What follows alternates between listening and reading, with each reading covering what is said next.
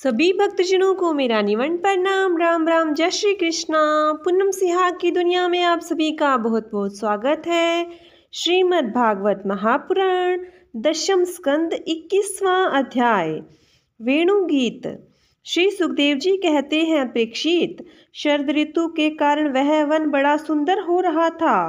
जल निर्मल था और जलाशयों में खिले हुए कमलों की सुगंध से सनकर वायु मंद मंद चल रही थी। भगवान श्री कृष्ण ने गौओं और ग्वाल बालों के साथ उस वन में प्रवेश किया। सुंदर सुंदर पुष्पों से परिपूर्ण हरी हरी वृक्ष पंक्तियों में मतवाले भंवरे स्थान स्थान पर गुनगुना रहे थे और तरह तरह के पक्षी झुंड के झुंड अलग अलग कलरव कर रहे थे, जिससे उस वन के सरोवर, नदियां और पर्वत सब के सब गूंजते रहते थे। मधुपति श्री कृष्ण ने बलराम जी और ग्वाल बालों के साथ उसके भीतर घुसकर गौओं को चराते हुए अपनी बांसुरी पर बड़ी मधुर तान छेड़ी। श्री कृष्ण की वह वंशी ध्वनि भगवान के प्रति प्रेम भाव को, उनके मिलन की आकांक्षा को जगाने वाली थी। उसे सुनकर गोपियों का हृदय प्रेम से परिपूर्ण हो गया। वे एकांत में अपनी सखियों से उनके गुण रूप और वंशी ध्वनि के प्रभाव का वर्णन करने लगी। ब्रिज की गोपियों ने वंशी ध्वनि का माधुर्य आपस में वर्णन करना चाहा तो अवश्य, परंतु वंशी का स्मरण होते ही उन्हें श्री कृष्ण की मधुर चेष्टाओं की, प्रेम पूर्ण चितवन, भौहों के इशारे और मधुर मुस्कान आदि की याद हो आई।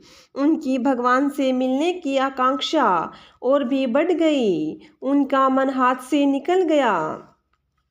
वे मन ही मन वहां पहुंच गई जहां श्री कृष्ण थे।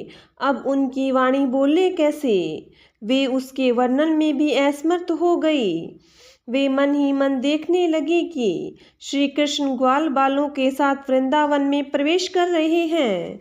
उनके सिर पर मयूर पिछ है और कानों पर कनेर के पीले पीले पुष्प, शरीर पर सुनहला पीताम्बर और गले में 5 प्रकार के सुगंधित पुष्पों की बनी वैजंती माला है। रंगमंच पर अभिनय करते हुए श्रेष्ठ नट का सा क्या ही सुंदर वेश है। बांसुरी के छिद्रों को वे अपने अधरामृत से भर रहे हैं। उनके पीछे पीछे ग्वाल बाल उनकी लोक पावन कीर्ति का गान कर रहे हैं। इस प्रकार बैंकुंठ से भी श्रेष्ठ वह वृंदावन धाम उनके चरण चिन्हों से और भी रमणीय बन गया है। परीक्षित, यह वंशी ध्वनि जड़ चेतन समस्त भूतों का मन चुरा लेती है। गोपियों ने उसे सुना और सुनकर उसका वर्णन करने लगी। वर्णन करते करते वे तन्मय हो गई और श्री कृष्ण को पाकर आलिंगन करने लगी। गोपियां आपस में बातचीत करने लगी। अरे सखी, हमने तो आंख वालों के जीवन की और उनकी आंखों की बस यही इतनी ही सफलता समझी है, और तो हमें कुछ मालूम ही नहीं है। हम कौन सा लाभ है। यह सही है कि जब श्याम सुंदर श्री कृष्ण और गौर सुंदर बलराम ग्वाल बालों के साथ गायों को हाँक कर वन में ले जा रहे हो या लौटकर ब्रिज में ला रहे हो, उन्होंने अपने अधरों पर मुरली धर रखी हो और प्रेम भरी तिरछी चितवन से हमारी ओर देख रही हो, उस समय हम उनकी मुख माधुरी का पान करती रहें। अरे सखी, जब वे आम की नई कपोलों, मोरों के पंख, फूलों के गुच्छों, रंग बिरंगे कमल और कुमुद की मालाएं धारण कर लेते हैं, श्री कृष्ण के सांवरे शरीर पर पीताम्बर और बलराम के गोरे शरीर पर नीलांबर फहराने लगता है, तब उनका वेश बड़ा ही विचित्र बन जाता है। ग्वाल बालों की गोष्ठी में वे दोनों बीचों बीच बैठ जाते हैं और मधुर संगीत की तान छेड़ देते हैं। मेरी प्यारी सखी, उस समय ऐसा जान पड़ता है मानो 2 चतुर नट रंगमंच पर अभिनय कर रहे हों। मैं क्या बताऊं कि उस समय उनकी कितनी शोभा होती है।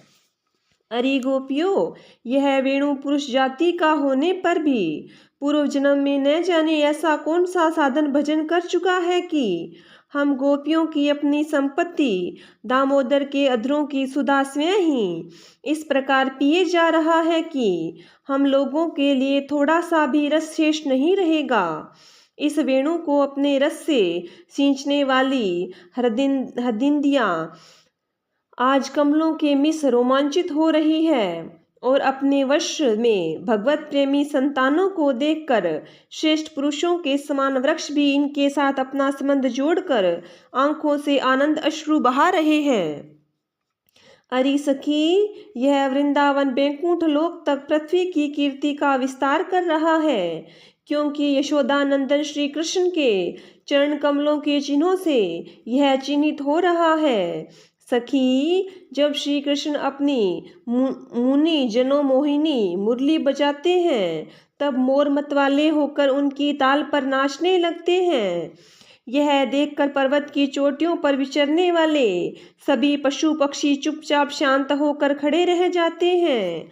अरे सखी, जब प्राण वल्लभ श्री कृष्ण विचित्र वेश धारण करके बांसुरी बजाते हैं तब मूढ़ बुद्धि वाले ये हिरनियां भी वंशी की तान सुनकर अपने पति कृष्ण सार मृगों के साथ नंदन नंद के पास चली आती है और अपनी प्रेम भरी बड़ी बड़ी आंखों से उन्हें निरखने लगती है। निरखती क्या है? अपनी कमल के समान बड़ी बड़ी आंखें श्री कृष्ण के चरणों पर न्यौछावर कर देती हैं और श्री कृष्ण की प्रेम भरी चितवन के द्वारा किया हुआ अपना सत्कार स्वीकार करती है।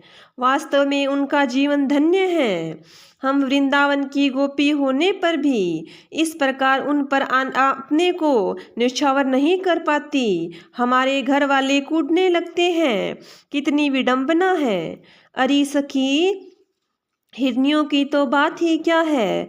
स्वर्ग की देवियां जब युवतियों को आनंदित करने वाले सौंदर्य और शील के खजाने श्री कृष्ण को देखती है और बांसुरी पर उनके द्वारा गाया हुआ मधुर संगीत सुनती है, तब उनके चित्र विचित्र आलाप सुनकर वे अपने विमान पर भी सुध बुध खो बैठती हैं, मूर्छित हो जाती हैं।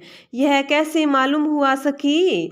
सुनो तो, जब उनके हृदय में श्री कृष्ण से मिलने की तीव्र आकांक्षा जग जाती है तब वे अपना धीरज खो बैठती हैं, बेहोश हो जाती हैं। उन्हें इस बात का भी पता नहीं चलता कि उनकी चोटियों में गूंथे हुए फूल पृथ्वी पर गिर रहे हैं। यहाँ तक कि उन्हें अपनी साड़ी का भी पता नहीं रहता।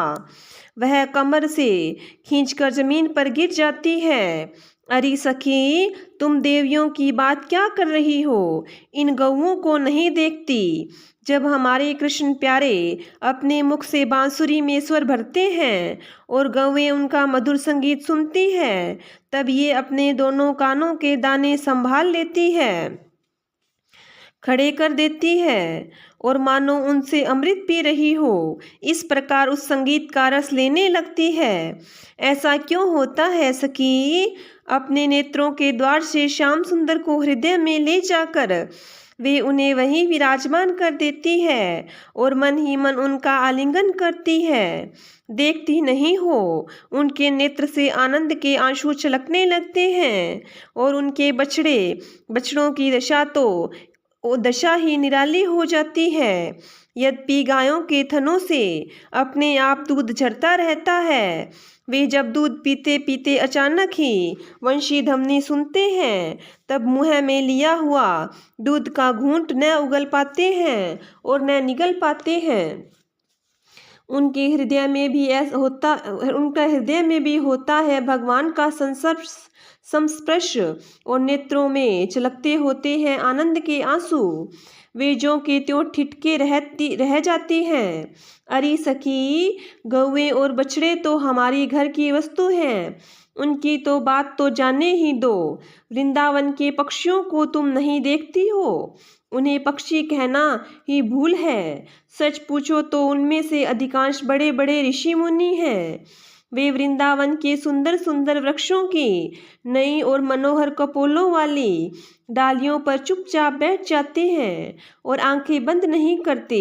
निर्निमेष नयनों से श्री कृष्ण की रूप माधुरी तथा प्यार भरी चितवन देख देख कर निहाल होते रहते हैं। तथा कानों से अन्य सब प्रकार के शब्दों को छोड़कर केवल उन्हीं की मोहिनी वाणी और वंशी का त्रिभुवन मोहन संगीत सुनते रहते हैं। मेरी प्यारी सखी, उनका जीवन कितना धन्य है। अरे सखी, देवता गौओं और पक्षियों की तो बात क्यों करती हो, वे तो चेतन हैं। इन जड़ नदियों को नहीं देखती हो क्या? इनमें भी जो भंवर दिख रहे हैं, उनमें उनके हृदय में श्याम सुंदर से मिलने की तीव्र आकांक्षा का पता चलता है। उनके वेग से ही तो इनका प्रवाह रुक गया है। इन्होंने भी प्रेम रूप स्वरूप श्री कृष्ण की वंशी धमनी सुन ली है। देखो देखो, ये अपनी तरंगों के हाथों से उनके चरण पकड़कर कमल के फूलों का उपहार चढ़ा रही है और उनका आलिंगन कर रही है, मानो उनके चरणों पर अपना हृदय ही निछावर कर रही है। अरे सखी, ये नदियां तो हमारी पृथ्वी की, हमारे वृंदावन की वस्तुएं हैं। तनिक इन बादलों को भी देखो। यह जब वे देखते हैं कि व्रज राजकुमार श्री कृष्ण और बलराम जी ग्वाल बालों के साथ धूप में गौवें चरा रहे हैं और साथ साथ बांसुरी भी बजाते जा रहे हैं, तब उनके हृदय में प्रेम उमड़ आता है। वे उनके ऊपर मंडराने लगते हैं और वे श्याम घन अपने सखा घनश्याम के ऊपर अपने शरीर को ही छाता बनाकर तान देते हैं। इतना ही नहीं सखी, वे जब उन पर नन्ही नन्ही फूयों की वर्षा करने लगते हैं, तब ऐसा जान पड़ता है कि वे उनके ऊपर सुंदर सुंदर श्वेत कुसुम चढ़ा रहे हो। नहीं सखी, उनके बहाने वे तो अपना जीवन ही न्यौछावर कर देते हैं। अरे भट्टू, हम तो वृंदावन की इन भीलनियों को ही धन्य और कृतकृत्य मानती हैं। ऐसा क्यों सखी? इसलिए कि इनके हृदय में बड़ा प्रेम है। जब ये हमारे कृष्ण प्यारे को देखती है, तब इनके हृदय में भी उनसे मिलने की तीव्र आकांक्षा जाग उठती है। इनके हृदय में भी प्रेम की व्याधि लग जाती है। उस समय ये क्या उपाय करती हैं, यह भी सुन लो। हमारे प्रियतम की प्रेयसी गोपियां अपने वक्षस्थलों पर जो केसर लगाती है, वह श्याम सुंदर के चरणों में लगी होती है, और वे जब वृंदावन के घास पात पर चलते हैं, तब उनमें भी लग जाती है। ये सौभाग्यवती भीलनियां उन्हें उन तिनकों पर से छुड़ाकर अपने स्तनों और मुखों पर मल लेती हैं और इस प्रकार उनके हृदय की प्रेम पीड़ा शांत करती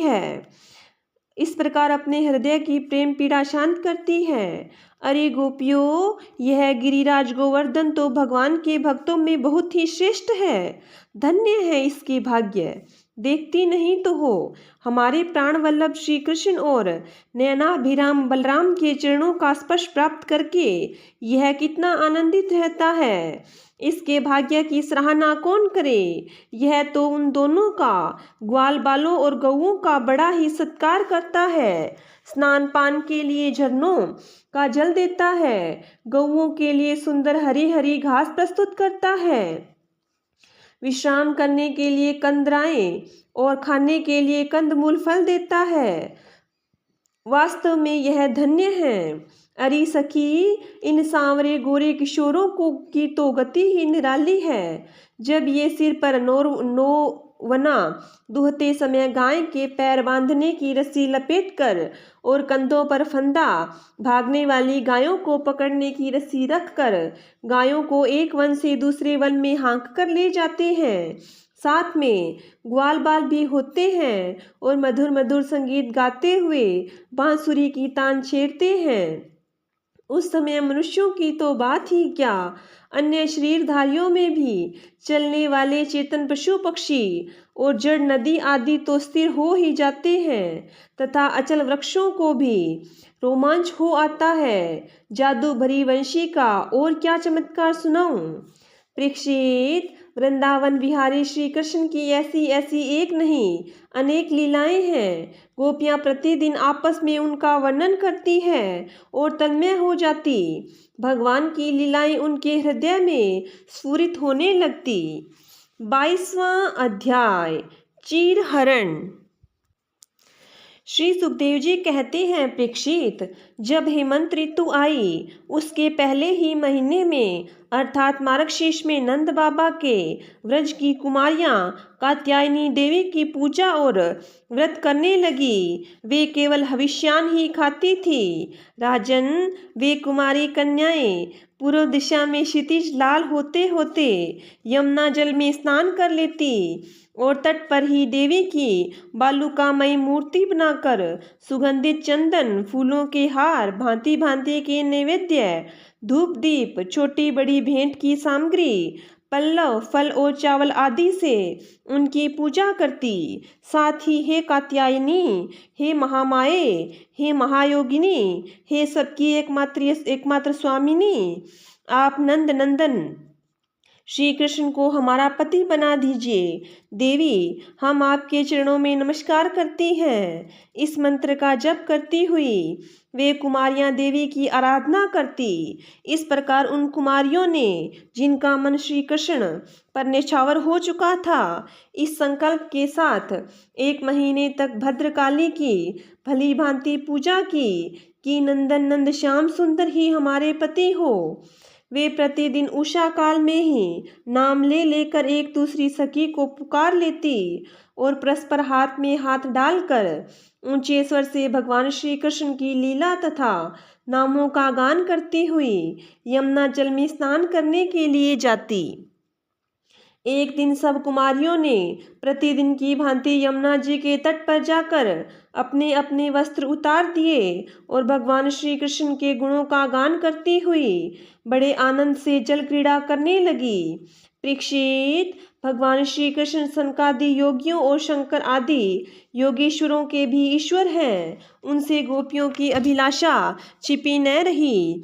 वे उनका अभिप्राय जानकर अपने सखा ग्वाल बालों के साथ उन कुमारियों की साधना सफल करने के लिए यमुना तट पर गए। उन्होंने अकेले ही उन गोपियों के सारे वस्त्र उठा लिए और बड़ी फुर्ती से वे एक कदम के वृक्ष पर चढ़ गए। साथी ग्वाल बाल ठा ठा कर हंसने लगे और समय श्री कृष्ण भी हंसते हुए गोपियों की हंसी की बात करने लगे। गोपियों से हंसी की बात करने लगे। अरे कुमारियों, तुम यहाँ आकर इच्छा हो तो अपने अपने वस्त्र ले लो। मैं तुम लोगों से सच सच कहता हूँ, हंसी बिल्कुल नहीं करता। तुम लोग व्रत करते करते दुबली हो गई हो। ये मेरे सखा ग्वाल बाल जानते हैं कि मैंने कभी कोई झूठी बात नहीं कही। सुंदरियों, तुम्हारी इच्छा हो तो अलग अलग आकर अपने अपने वस्त्र ले लो या सब एक साथ ही आओ, मुझे इसमें कोई आपत्ति नहीं है। भगवान की यह हंसी मस्करी देखकर गोपियों का हृदय प्रेम से सारोबार हो गया। वे तनिक संकुचा कर एक दूसरी की ओर देखने और मुस्कुराने लगी, जल से बाहर नहीं निकली। जब भगवान ने हंसी हंसी में यह बात कही तब उनके विनोद और कुमारियों का चित्त और भी उनकी ओर खींच गया। वे ठंडे पानी में कंठ तक डूबी हुई थी। उनका शरीर थर थर कांप रहा था। उन्होंने श्री कृष्ण से कहा, प्यारे कृष्ण, तुम ऐसी अनिति मत करो। हम जानती हैं कि तुम नंद बाबा के लाडले लाल हो, हमारे प्यारे हो। सारे व्रजवासी तुम्हारी सराहना करते रहते हैं। देखो, हम जाड़े के मारे ठिठुर रही हैं। तुम हमें हमारे वस्त्र दे दो। प्यारे श्याम सुंदर, हम तुम्हारी दासी हैं। तुम जो कुछ कहोगे उसे हम करने को तैयार हैं। तुम तो धर्म का मर्म भली भांति जानते हो। हमें कष्ट मत दो, हमारे वस्त्र हमें दे दो, नहीं तो हम जाकर नंद बाबा से कह देंगी। भगवान श्री कृष्ण ने कहा, कुमारियों, तुम्हारी मुस्कान पवित्रता और प्रेम भरी है। देखो, जब तुम अपने को मेरी दासी स्वीकार करती हो और मेरी आज्ञा का पालन करना चाहती हो तो यहाँ आकर अपने अपने वस्त्र ले लो। परीक्षित, वे कुमारियां ठंड से ठिठुर रही थी, कांप रही थी। भगवान की ऐसी बात सुनकर वे अपने दोनों हाथों से गुप्त अंगों को छिपाकर यमुना जी से बाहर निकली। उस समय ठंड उन्हें बहुत ही सता रही थी। उनके इस शुद्ध भाव से भगवान बहुत ही प्रसन्न हुए। उनको अपने पास आई देखकर उन्होंने गोपियों के वस्त्र अपने कंधे पर रख लिए और बड़ी प्रसन्नता से मुस्कुराते हुए बोले, अरे गोपियों, तुमने जो व्रत लिया था उसे अच्छी तरह निभाया है, इसमें संदेह नहीं। परंतु इस अवस्था में वस्त्रहीन होकर तुमने जल में स्नान किया है, इससे तो जल के अधिष्ठात्री देवता वरुण का और यमुना जी का अपराध हुआ है। अतः अब इस दोष की शांति के लिए तुम अपने हाथ जोड़कर सिर से लगाओ और उन्हें झुककर प्रणाम करो। तदंतर अपने अपने वस्त्र ले जाओ। भगवान श्री कृष्ण की बात सुनकर उन व्रज कुमारियों ने ऐसा ही समझा कि वास्तव में वस्त्रहीन होकर स्नान करने से हमारे व्रत में त्रुटि आ गई। अतः उसकी निर्विघ्न पूर्ति के लिए उन्होंने समस्त कर्मों के साक्षी श्री कृष्ण को नमस्कार किया, क्योंकि उन्हें नमस्कार करने से ही सारी त्रुटियों और अपराधों का मार्जन हो जाता है। जब यशोदानंदन भगवान श्री कृष्ण ने देखा कि सब की सब कुमारियां मेरी आज्ञा के अनुसार प्रणाम कर रही है, तब वे बहुत ही प्रसन्न हुए। उनके हृदय में करुणा उमड़ आई और उन्होंने उनके वस्त्र दे दिए। प्रिय परीक्षित, श्री कृष्ण ने कुमारियों से छल भरी बातें की, उनकी लज्जा संकोच छुड़ाया, हंसी की और उन्हें कठपुतलियों के समान नचाया, यहाँ तक कि उनके वस्त्र तक हर लिए। फिर भी वे उनसे रुष्ट नहीं हुई। उनकी इन चेष्टाओं का दोष नहीं माना। दोष नहीं माना, बल्कि अपने प्रीतम के संग से वे और भी प्रसन्न हुई। परीक्षित, गोपियों ने अपने अपने वस्त्र पहन लिए, परंतु श्री कृष्ण ने उनके चित्त को इस प्रकार अपने वश में कर रखा था कि वे वहां से एक पग भी न चली। अपने प्रियतम के समागम के लिए सजकर वे उन्हीं की ओर लचीली चितवन से निहारती रही। भगवान श्री कृष्ण ने देखा कि उन कुमारियों ने उनके चरण कमलों के स्पर्श की कामना से ही व्रत किया है और उसका जीवन का यही एकमात्र संकल्प है। तब गोपियों के प्रेम के अधीन होकर उखल तक में बंध जाने वाले भगवान ने उनसे कहा, मेरी परम प्रेयसी कुमारियों, मैं तुम्हारा यह संकल्प जानता हूँ कि तुम मेरी पूजा करना चाहती हो। मैं तुम्हारी इस अभिलाषा का अनुमोदन करता हूँ। तुम्हारा यह संकल्प सत्य होगा, तुम मेरी पूजा कर सकोगी। जिन्होंने अपना मन और प्राण मुझे समर्पित कर रखा है, उनकी कामनाएं उन्हें सांसारिक भोगों की ओर ले जाने में समर्थ नहीं होती। ठीक वैसे ही जैसे भुने या उबले हुए जीव फिर अंकुर के रूप में उगने के योग्य नहीं रह जाते। इसलिए कुमारियों, अब तुम अपने अपने घर लौट जाओ। तुम्हारी साधना सिद्ध हो गई है। तुम आने वाली शरद ऋतु की रात्रियों में मेरे साथ विहार करोगी। सतियों, इस उद्देश्य से तो तुम लोगों ने यह व्रत और कात्यायनी देवी की पूजा की थी। श्री सुखदेव जी कहते हैं, परीक्षित, भगवान की यह आज्ञा पाकर वे कुमारियां भगवान श्री कृष्ण के चरण कमलों का ध्यान करती हुई जाने की इच्छा न होने पर भी बड़े कष्ट से व्रज में चली गई। अब उनकी सारी कामनाएं पूर्ण हो चुकी थी। प्रिय परीक्षित, एक दिन भगवान श्री कृष्ण बलराम जी और ग्वाल बालों के साथ गौवें चराते हुए वृंदावन में बहुत दूर तक निकल गए। ग्रीष्म ऋतु थी। सूर्य की किरणें बहुत ही प्रखर हो रही थी, परंतु घने घने वृक्ष भगवान श्री कृष्ण के ऊपर छत्ते का काम कर रहे थे। भगवान श्री कृष्ण ने वृक्षों को छाया करते देख स्तोक, कृष्ण, अंशु, श्रीदामा, सुबल, अर्जुन, विशाल, ऋषभ, तेजस्वी, देवप्रस्थ और वरुथप आदि ग्वाल बालों को संबोधन करके कहा, मेरे प्यारे मित्रों, देखो ये वृक्ष कितने भाग्यवान हैं। इनका सारा जीवन केवल दूसरों की भलाई करने के लिए ही है। ये स्वयं तो हवा के झोंके, वर्षा, धूप और पाला सब कुछ सहते हैं, परंतु हम लोगों की उनसे रक्षा करते हैं। मैं कहता हूँ कि इन्हीं का जीवन सबसे श्रेष्ठ है, क्योंकि इनके द्वारा सब प्राणियों को सहारा मिलता है, उनका जीवन निर्वाह होता है। जैसे किसी सज्जन पुरुष के घर से कोई याचक खाली हाथ नहीं लौटता, वैसे ही इन वृक्षों से भी सभी को कुछ ना कुछ मिल ही जाता है। ये अपने पत्ते, फूल, फल, छाया, जड़, छाल, लकड़ी, गंध, गोंद, राख, कोयला, अंकुर और कपोलों से भी लोगों की कामना पूर्ण करते हैं। मेरे प्यारे मित्रों, संसार में प्राणी तो बहुत हैं, परंतु उनके जीवन की सफलता इतने में ही है कि जहाँ तक हो सके अपने धन से, विवेक विचार से, वाणी से और प्राणों से भी ऐसे ही कर्म किए जाएं जिनसे दूसरों की भलाई हो। परीक्षित, दोनों ओर के वृक्ष नई नई कपोलों, गुच्छों, फल फूलों और पत्तों से लद रहे थे। उनकी डालियां पृथ्वी तक झुकी हुई थी। इस प्रकार भाषण करते हुए भगवान श्री कृष्ण उन्हीं के बीच से यमुना तट पर निकल आए। राजन, यमुना जी का जल बड़ा ही मधुर, शीतल और स्वच्छ था। उन लोगों ने पहले गौओं को पिलाया, इसके बाद स्वयं भी जी भरकर स्वादु जल का पान किया।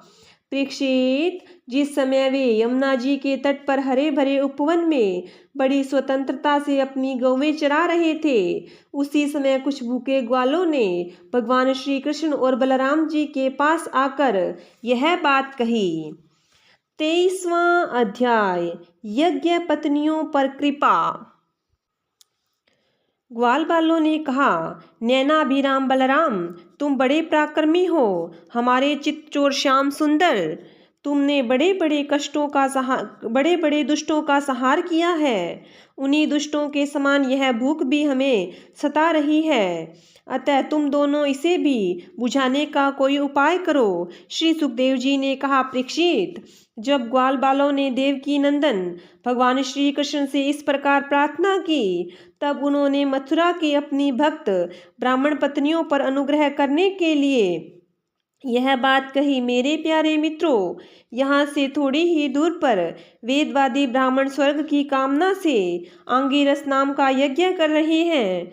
तुम उनकी यज्ञशाला में जाओ। ग्वाल बालों, मेरे भेजने से वहां जाकर तुम लोग मेरे बड़े भाई भगवान श्री बलराम जी का और मेरा नाम लेकर कुछ थोड़ा सा भात भोजन की सामग्री मांग लाओ। जब भगवान ने ऐसी आज्ञा दी, तब ग्वाल बाल उन ब्राह्मणों की यज्ञशाला में गए और उनसे भगवान की आज्ञा के अनुसार अन्न मांगा। पहले उन्होंने पृथ्वी पर गिरकर दंडवत प्रणाम किया और फिर हाथ जोड़कर कहा, पृथ्वी की मूर्तिमान देवता ब्राह्मणों, आपका कल्याण हो। आपसे निवेदन है कि हम ब्रिज के ग्वाले हैं। भगवान श्री कृष्ण और बलराम की आज्ञा से हम आपके पास आए हैं। आप हमारी बात सुने।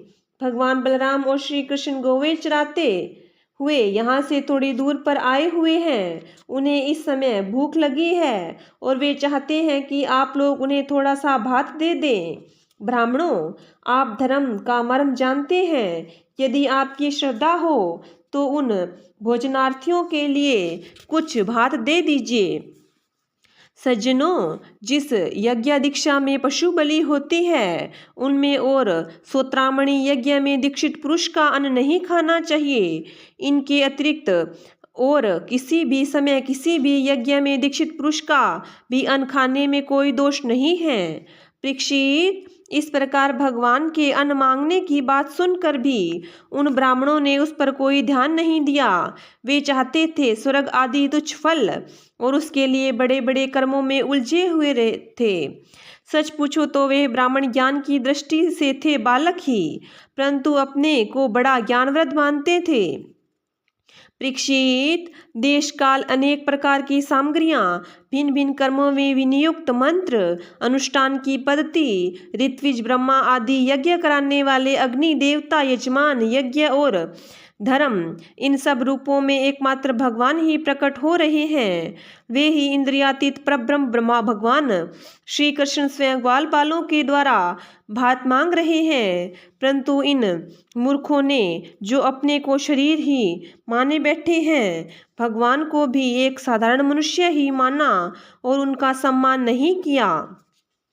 परीक्षित, जब उन ब्राह्मणों ने हाँ या ना कुछ नहीं कहा, तब ग्वाल बालों की आशा टूट गई। वे लौट आए और वहां की सब बातें उन्होंने श्री कृष्ण और बलराम से कह दी। उनकी बात सुनकर सारे जगत के स्वामी भगवान श्री कृष्ण हंसने लगे। उन्होंने ग्वाल बालों को समझाया कि संसार में असफलता तो बार बार होती ही है, उससे निराशा नहीं होनी चाहिए।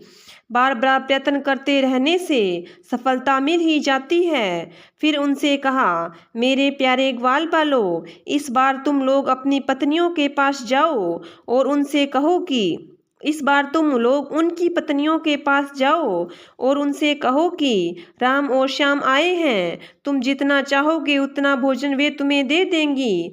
वे मुझसे बड़ा प्रेम करती हैं, उनका मन सदा सर्वदा मुझ में लगा रहता है।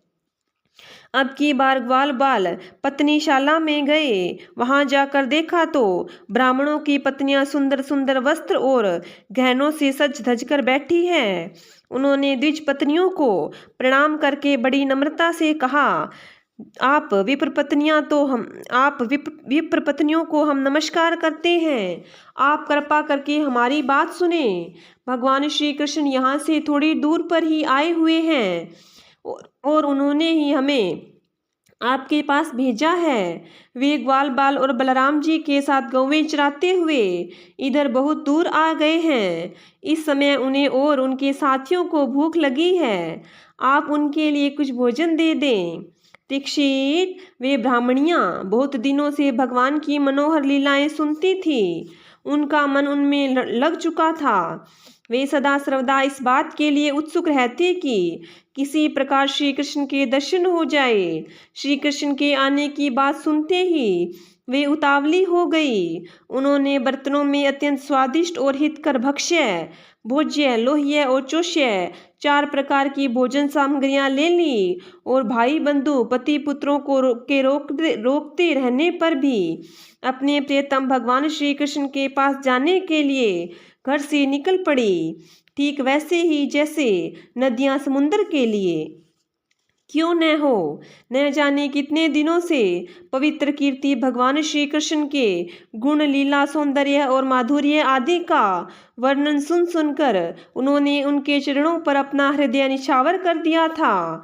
ब्राह्मण पत्नियों ने जाकर देखा कि यमुना के तट पर नए नए कोपलों से शोभायमान अशोक वन में ग्वाल बालों से घिरे हुए बलराम जी के साथ श्री कृष्ण इधर उधर घूम रहे हैं।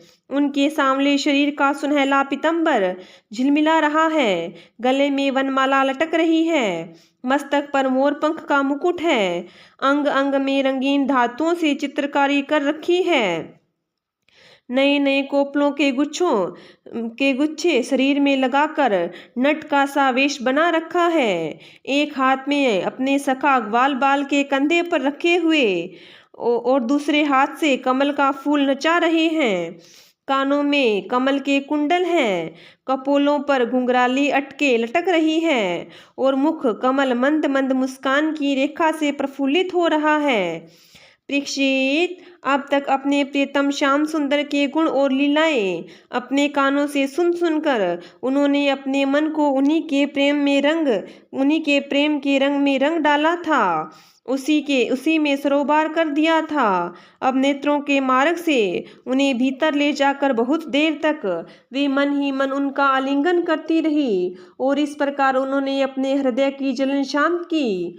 ठीक वैसे ही जैसे जागृत और स्वप्न अवस्थाओं की वृत्तियां यह मैं और यह मेरा इस भाव से जलती रहती है, परंतु सुषुप्ति अवस्था में उनके अभिमानी प्राज्ञ को पाकर उसी में लीन हो जाती है और उनकी सारी जलन मिट जाती है। प्रिय परीक्षित, भगवान सबके हृदय की बात जानते हैं, सबकी बुद्धियों के साक्षी हैं। उन्होंने जब देखा कि ये ब्राह्मण पत्नियां अपने भाई बंधु और पति पुत्रों के रोकने पर भी सब सगे संबंधियों और विषयों की आशा छोड़कर केवल मेरे दर्शन की लालसा से ही मेरे पास आई हैं, तब उन्होंने उनसे कहा।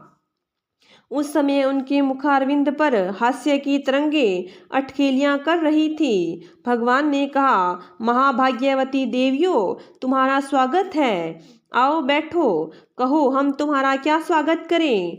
तुम लोग हमारे दर्शन की इच्छा से यहाँ आए हो, यह तुम्हारे जैसे प्रेम पूर्ण हृदय वालों के योग्य ही है। इसमें संदेह नहीं कि संसार में अपनी सच्ची भलाई को समझने वाले जितने भी बुद्धिमान पुरुष हैं वे अपने प्रियतम के समान ही मुझसे प्रेम करते हैं और ऐसा प्रेम करते हैं जिसमें किसी प्रकार की कामना नहीं रहती, जिसमें किसी प्रकार का व्यवधान, संकोच, छिपाव, दुविधा या द्वेष नहीं होता।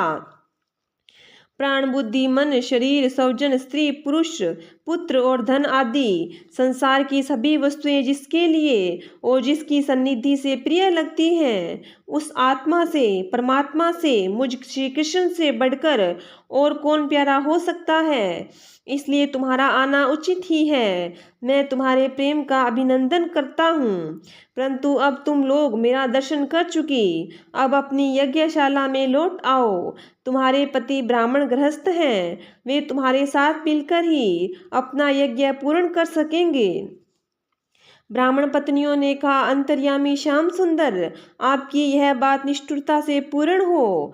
आपको ऐसी बात नहीं करनी चाहिए। श्रुतियाँ कहती हैं कि जो एक बार भगवान को प्राप्त हो जाता है उसे फिर संसार में नहीं लौटना पड़ता।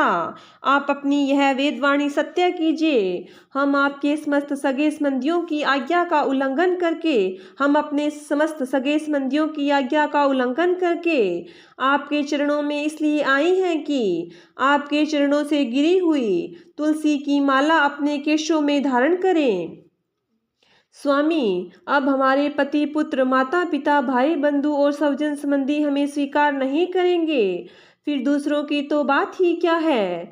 वीर शिरोमणे, अब हम आपके चरणों में आ पड़ी हैं। हमें और किसी का सहारा नहीं है, इसलिए अब हमें दूसरों की शरण में न जाना पड़े, ऐसी व्यवस्था कीजिए। भगवान श्री कृष्ण ने कहा, देवियों, तुम्हारे पति, पुत्र, माता पिता, भाई बंधु कोई भी तुम्हारा तिरस्कार नहीं करेंगे। उनकी तो बात ही क्या, सारा संसार तुम्हारा सम्मान करेगा। इसका कारण है अब तुम मेरी हो गई हो, मुझसे युक्त हो गई हो। देखो न, ये देवता मेरी बात का अनुमोदन कर रहे हैं। देवियों, इस संसार में मेरा अंग संग ही मनुष्यों में मेरी प्रीति या अनुराग का कारण नहीं है। इसलिए तुम जाओ, अपना मन मुझ में लगा दो, तुम्हें बहुत शीघ्र मेरी प्राप्ति हो जाएगी। श्री सुखदेव जी कहते हैं, परीक्षित, जब भगवान ने इस प्रकार कहा तब ब्राह्मण पत्नियां यज्ञशाला में लौट गई। उन ब्राह्मणों ने अपनी स्त्रियों में तनिक भी दोष दृष्टि नहीं की, उनके साथ मिलकर अपना यज्ञ पूर्ण किया।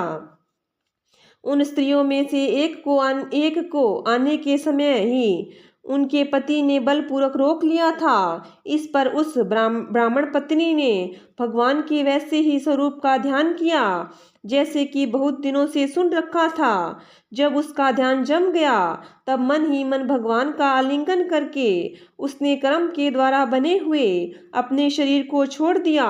शुद्ध सत्वमय दिव्य शरीर से उसने भगवान की सन्निधि प्राप्त कर ली। इधर भगवान श्री कृष्ण ने ब्राह्मणियों के लाए हुए उस 4 प्रकार के अन्न से पहले ग्वाल बालों को भोजन करवाया और फिर उन्होंने स्वयं ही भोजन किया। परीक्षित, इस प्रकार लीला मनुष्य भगवान श्री कृष्ण ने मनुष्य की सी लीला की और अपने सौंदर्य, माधुर्य, वाणी और कर्मों और गौओं, ग्वाल बाल और गोपियों को आनंदित किया और स्वयं भी उनके अलौकिक प्रेम रस का आस्वादन करके आनंदित हुए। परीक्षित, इधर जब ब्राह्मणों को यह मालूम हुआ कि श्री कृष्ण तो स्वयं भगवान हैं, तब उन्हें बड़ा पछतावा हुआ। वे सोचने लगे कि जगदीश्वर भगवान श्री कृष्ण और बलराम की आज्ञा का उल्लंघन करके हमने बड़ा भारी अपराध किया है। वे तो मनुष्य की सी लीलाएं करते हुए भी परमेश्वर ही हैं। जब उन्होंने देखा कि हमारी पत्नियों के हृदय में तो भगवान का अलौकिक प्रेम है और हम लोग उससे बिल्कुल रीते हैं, तब वे पछता कर अपनी निंदा करने लगे। वे कहने लगे, हाय, हम भगवान श्री कृष्ण से विमुख हैं। बड़े ऊंचे कुल में हमारा जन्म हुआ, गायत्री धारण करके हम द्विजाति हुए, वेदाध्ययन करके हमने बड़े बड़े यज्ञ किए, परंतु वह सब किस काम का? धिक्कार है, धिक्कार है। हमारी विद्या व्यर्थ हो गई, हमारे व्रत बुरे सिद्ध हुए, हमारी इस बहुज्ञता के को धिक्कार है। ऊंचे वंश में जन्म लेना, कर्म कांड में निपुण होना, किसी काम न आना, उन्हें बार बार धिक्कार है। निश्चय ही भगवान की माया बड़े बड़े योगियों को भी मोहित कर देती है। तभी तो हम कहलाते हैं मनुष्यों के गुरु और ब्राह्मण, परंतु अपने सच्चे स्वार्थ और परमार्थ के विषय में बिल्कुल भूले हुए हैं। कितने आश्चर्य की बात है, देखो तो सही। यद्यपि ये स्त्रियां हैं, तथापि जगत गुरु भगवान श्री कृष्ण में इनका कितना अगाध प्रेम है, अखंड अनुराग है। उसी से इन्होंने गृहस्थी की, वह बहुत बड़ी फांसी भी काट डाली, जो मनुष्य के साथ भी नहीं कटती, जो मृत्यु के साथ भी नहीं कटती। इसके न तो द्विजाति के यज्ञोपवीत आदि संस्कार हुए हैं, और न तो इन्होंने गुरुकुल में ही निवास किया है, न इन्होंने तपस्या की है, और न तो आत्मा के संबंध में ही कुछ विवेक विचार किया है। उनकी बात तो दूर रही, इनमें न तो पूरी पवित्रता है, न तो शुभ कर्म ही। फिर भी समस्त योगेश्वरों के ईश्वर पुण्य कीर्ति भगवान श्री कृष्ण के चरणों में इतना दृढ़ प्रेम है, और हमने अपने संस्कार किए हैं, गुरुकुल में निवास किया है, तपस्या की है, आत्म अनुसंधान किया है, पवित्रता का निर्वाह किया है, तथा अच्छे अच्छे कर्म किए हैं, फिर भी भगवान के चरणों में हमारा प्रेम नहीं है। सच्ची बात यह है कि हम लोग गृहस्थी के काम धंधों में मतवाले हो गए हैं, अपनी भलाई और बुराई को बिल्कुल भूल गए हैं। अहो, भगवान की कितनी कृपा है। भक्त वत्सल प्रभु ने ग्वाल बालों को भेजकर उनके वचनों से हमें चेतावनी दी, अपनी याद दिलाई। भगवान स्वयं पूर्ण काम है, और केवल यह मोक्ष पर्यंत जितनी भी कामनाएं होती हैं उनको पूर्ण करने वाले हैं। यदि हमें सचेत नहीं करना होता तो उनका हम सरीखे शूद्र जीवों से प्रयोजन ही क्या हो सकता था। अवश्य ही उन्होंने इसी उद्देश्य से मांगने का बहाना बनाया, अन्यथा उन्हें मांगने की भला क्या आवश्यकता थी। समय लक्ष्मी अन्य सब देवताओं को छोड़कर अपनी चंचलता, गर्व आदि दोषों का परित्याग कर केवल एक बार उनके चरण कमलों का स्पर्श पाने के लिए सेवा करती रहती है। वे ही प्रभु किसी से भोजन की याचना करे, यह लोगों को मोहित करने के लिए नहीं तो और क्या है। देश काल पृथक पृथक सामग्रियाँ, उन कर्मों में विनियुक्त मंत्र, अनुष्ठान की पद्धति, ऋत्विज, अग्नि, देवता, यमराज, यज्ञ और धर्म सब भगवान के ही स्वरूप हैं। वे ही योगीश्वरों के भी ईश्वर भगवान विष्णु स्वयं श्री कृष्ण के रूप में यदुवंशियों में अवतीर्ण हुए हैं। यह बात हमने सुन रखी थी, परंतु हम इतने मूढ़ हैं कि उन्हें पहचान न सके।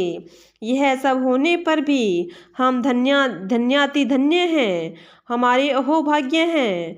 तभी तो हमें वैसी पत्नियां प्राप्त हुई है। उनकी भक्ति से हमारी बुद्धि भी भगवान श्री कृष्ण के अविचल प्रेम से युक्त हो गई है।